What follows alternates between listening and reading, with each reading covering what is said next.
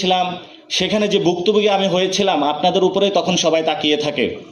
সেই কাশিমপুর জেল থেকে নিয়ে আসতো এই যে জজকোর্ট প্রাঙ্গণে, কোনো খাওয়া দাওয়া ছাড়া একটা গাড়ির ভিতরে 40-50 জন লোক একসাথে হলো গাদাগাদি করে আমাদেরকে এখানে নিয়ে আসতো।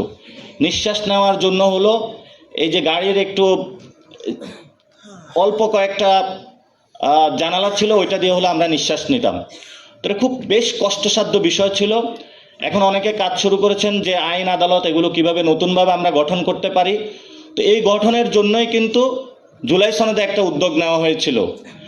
এই উদ্যোগটা নেওয়ার পরে আলোচনা আসছে এটা নাকি তারা বুঝে না। তো আপনি যদি না বুঝেন, আপনি রাজনীতি করতে আসছেন কেন? সারা জীবন রাজনীতি করলেন, এখন এসে আপনি বুঝেন না যে আপনার ঘাড়ের উপরে চাপিয়ে দেওয়া হচ্ছে। আপনার ঘাড়ের উপরে তো চাঁদাবাজি, বাংলাদেশে যে ধরনের চাঁদাবাজি হয়েছে, এগুলো কি আপনাদের মুখের সামনে, এগুলো লজ্জা ফুটে ওঠে না আপনাদের সামনে? বৃদ্ধ বয়সে এসে আপনি এই ধরনের কথা বলা বাংলাদেশের মানুষকে বৃদ্ধাঙ্গুলি দেখাচ্ছেন আপনারা। আমরা বাংলাদেশে একটি বৈষম্যহীন অর্থনীতির কথা বলেছি। অর্থনৈতিকভাবে আমরা বিপর্যস্ত।